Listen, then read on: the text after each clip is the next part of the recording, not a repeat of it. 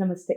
మన ఛానల్‌లో ఎన్నో మంచి కార్యక్రమాలు జరుగుతూ ఉంటాయి. ముఖ్యంగా మన సంప్రదాయాల గురించి, మన ఆధునిక జీవిత శైలి ఏ విధంగా నడుస్తోంది, అలాగే మనం ఏం నేర్చుకోవాలి, అసలు ప్రపంచం ఎటుపోతోంది, నిజంగా సంప్రదాయాలు నిలబడిన స్థానంలో ఉన్నామా మనం? ఆ సంప్రదాయాల్ని పాటిస్తున్నామా?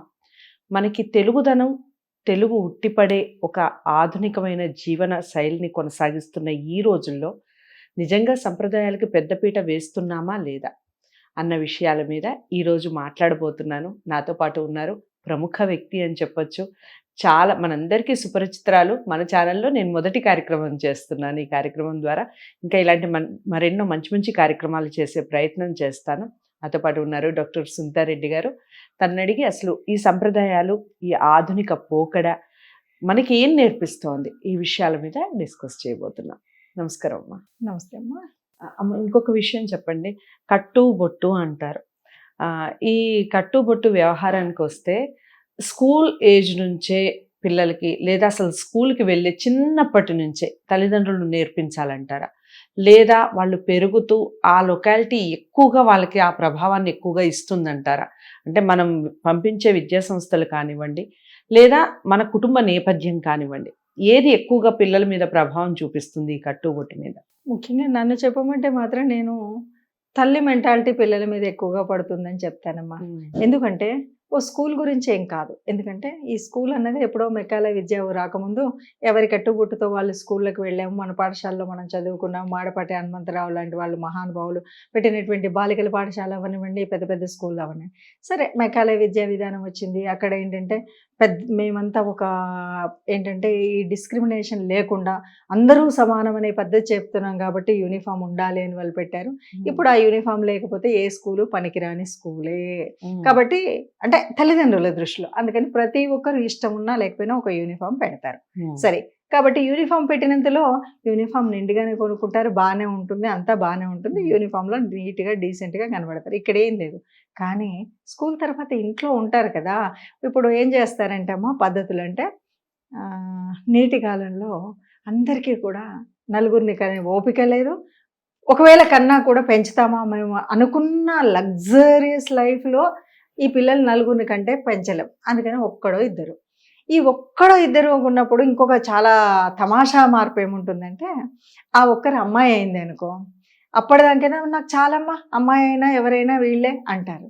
తర్వాత ఏంటంటే ఈ అమ్మాయికి అబ్బాయి బట్టలే వేస్తుంది ఆ తల్లి.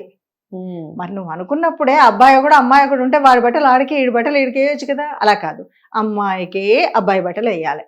ఇది మన ఫ్యాషన్, ఇది తమాషా. సరే, ఈ బట్టలు ఇలా వేసుకుంటున్నారు అన్నాక అమ్మకు ఎక్కడెక్కడ ఏ సినిమాలో ఏ కొత్తది కనిపిస్తే, లేకపోతే మనకంటే ఎక్కువ స్టేటస్లో ఉన్నట్టుండి మనతో మొన్ననే పరిచయమైన ఒక ఆవిడ ఏదో ఇక్కడి వరకు బట్టలు వేసుకుంటే ఆ మిడ్డీలు మినిమైజ్ చేస్తే మనకు చాలా ఫ్యాషన్గా అనిపిస్తాయి. కాబట్టి మన పిల్లలకు కూడా మిడ్డీలన్నీ మినిమైజ్ చేసేస్తాం. అంటే అమ్మ సంప్రదాయాన్ని బట్టి, అమ్మ మానసిక స్థితిని బట్టి, నాన్నకి ఇక్కడ సంబంధం లేదు. ఒకప్పుడైతే నాన్నగారు తిడతారు, నాన్నగారు అంటారు అనేటువంటి పద్ధతి ఉండేది. ఇప్పుడు అట్లా నాన్నగారి అసలు మీకేం తెలుసండి ఈ ఫ్యాషన్ అనేటువంటి అమ్మలే ఉన్నారు. కాబట్టి ఇప్పుడు అమ్మ సరిగ్గా బట్టలు వేస్తే మనం ఎలా ఉండాలి ఆడపిల్లకి, ఆడపిల్ల వయసులో. ఈరోజు మీరు ఒక్క మాట చెప్పండి, నాకు అర్థం కాదు.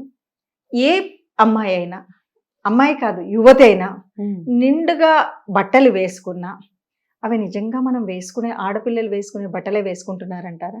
ఎక్కడికక్కడికి కూడా ఎదపొంగులు కనబడే విధంగా బట్టలు వేసుకునేటువంటి స్థితి భారతదేశంలో సనాతన ధర్మంలో ఉందా? చక్కగా నిండుగా ఒక కొంగు కప్పుకునేవాళ్ళు కదా. ఒక ఆవిడ ఎవరు మా స్నేహితురాలు ఒక పద్యం రాసింది, కోమలికి కొంగులేమి రెండు ఒక్కటైన కప్పదాయ ఎదపై పొంగు అని ఆమె ఏదో రాసింది. నిజంగా ఈరోజు అది పక్కకు ఒక గుడ్డ, వేలాడే గుడ్డ ఎందుకు వేసుకుంటున్నారో తెలియదు. ఏ డ్రెస్సులు వేసినా.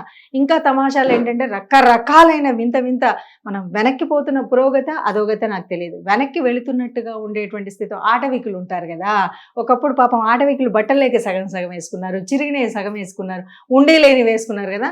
అలా వేసుకునే పరిస్థితి ఏంటంటే సొసైటీలో బాగా డబ్బున్న వాళ్ళంటే ఇలాగే ఉంటారు. ఏది మనం సెలబ్రిటీస్ని చూస్తుంటారు, వీళ్ళని చూసి అలా ఉండాలేమో అనే భ్రమలో ముఖ్యంగా అటు ఇటు చెందినటువంటి అమ్మలు, అంటే ఆ తరం కాదు ఈ తరం కాదు, ఏమీ తెలియదు, అయోమయం అమాయకం. నిజం చెప్పాలంటే వాళ్ళకి ఇదంతా ఆలోచించే శక్తి లేదు. సామర్థ్యం అంతకన్నా లేదు. ఏదో ఒకటి ఇది కొత్తదనం, మనం ఇలా ఉంటేనే మన కల్చర్ అనే స్థితిలో మన కల్చర్ని దిగజార్చే పరిస్థితి అయితే వస్తుందమ్మా. ఇది అవునన్నా కాదన్నా అందరూ ఒప్పుకోవాల్సినటువంటి నిజం. నిండుగా ఒకవేళ ఎవరైనా నిండుగా బట్టలు కట్టుకొని వస్తే ఏ పల్లె నుండి వచ్చిందిరా అంటారు, ఎర్ర బస్సు దిగిందా అనే పరిస్థితి కూడా ఉంది. కాబట్టి ఈ మార్పు అనేది ఎక్కడ రావాలి అంటే అమ్మా, ఇంకా ఇప్పుడు సముద్రానికి ఎదురెదుతున్నామేమో అనిపిస్తుంది. ఎందుకంటే ఓనాడైతే అందరూ ఉండేవాళ్ళు ఇంట్లో, అంటే అమ్మ నాన్న వాళ్ళ నాన్న అమ్మ, ఇంకా పెద్దవాడు కూడా జేజమ్మ కూడా ఉండేది, తాతమ్మ ఆవిడ కూడా ఇంట్లో ఉండేది. అప్పుడు అందరు ఉండేవాళ్ళు. ఒకవేళ పొరపాటునో గ్రహపాటునో పిల్లవాడో పిల్లలో ఏదైనా సరే, ఇప్పుడు కత్తిరించుకునే జుట్లో బొట్లో ఏవైనా ఉంటే అదేం పోయే కాలమమ్మ, అట్లా ఉంటారా ఎవరైనా ఆడపిల్ల అని ముసలమ్మ తిట్టేది. నాయనమ్మైనా అమ్మమ్మైనా పెద్దవాడు ఎవరైనా వాళ్ళ భయానికైనా వీళ్ళు వేసేవాళ్ళు. ఇప్పుడు చిన్న కుటుంబం, చింతలేని కుటుంబం, అందరు వచ్చి నగరాల్లో సెటిల్. వాళ్ళు చెప్పినా వీళ్ళు వినరు, వీళ్ళ పరిస్థితి వీళ్ళదే.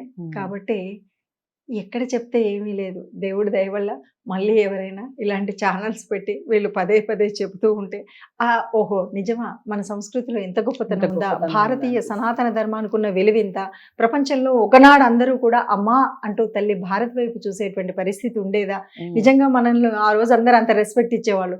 ఈ రోజు మనం కూడా పిచ్చోళ్ళలాగా, ఎందుకంటే భారతదేశంలో ఒక స్త్రీ మూర్తి ఎప్పుడు కూడా ఒక యోగిలాగా ఉండేది, అమ్మలాగా మాతృశక్తిలాగా సర్వశక్తి సంపన్నమైన ఉండే ఒక అన్నదాతగా ఉన్న అన్నపూర్ణ ఆమె, కాళిక ఆమె, దుర్గా ఆమె. ఎందుకంటే అన్ని రూపాలు, కోపం వస్తే పిల్లల్ని దండించేది, సమర్థవంతంగా ఒక క్రమశిక్షణలో పెట్టేది. ఇవన్నీ చేసే అమ్మ ఈరోజు బొమ్మలాగా తయారైంది. అమ్మకు ఉండాల్సిన ఆత్మీయత, నిజంగా నిండుగా పిల్లవాడికి పాలిచ్చే తల్లులు ఎంతమంది ఉన్నారు, నిండుగా ఎత్తుకునే వాళ్ళు ఎంతమంది ఉన్నారు. ఆ చెంకీల వేసుకునే డ్రెస్లే చెంకీలు, పిల్లవాడిని ఎత్తుకుంటే వాడి చెంపలు గేంపలు కోసుకుపోతాయి, గీసుకుపోతాయి, ఎత్తుకోరు. ఇక ఉన్నటువంటి పరిస్థితులన్నీ ఎట్లా ఉన్నాయంటే, అమ్మగా తాను ఎత్తుకొని లాలించి చక్కగా పెంచినటువంటి అమ్మలకు ఉండే ఆలోచన విధానం, స్పర్శ, ఇవన్నీ ఏమీ లేకుండా అయిపోయినాయి తల్లి.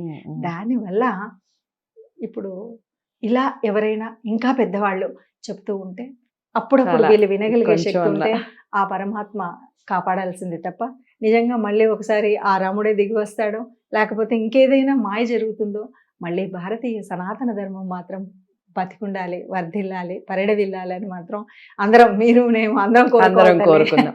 సో అదండి సంగతి. శ్రీమతి సునీత గారు చెప్పిన ప్రతి మాట నిజంగా మాటే మంత్రంగా ప్రతి ఒక్కళ్ళు పాటించే ప్రయత్నం చేయండి. వీడియో ఎలా అనిపించింది ఈ విషయాన్ని తప్పకుండా కామెంట్ బాక్స్లో తెలియజేస్తూ, మీరు ఇంకా ఎలాంటి కార్యక్రమాలు చూడాలనుకుంటున్నారు ఇవి కూడా కామెంట్ బాక్స్లో తెలియజేయండి. వీడియోని లైక్ చేసి షేర్ చేయండి, ఛానల్ని సబ్స్క్రైబ్ చేసుకోండి. మరో మంచి కార్యక్రమంతో మళ్ళీ కలిసే ప్రయత్నం చేస్తాను. ఇంతవరకు సెలవు, నమస్తే.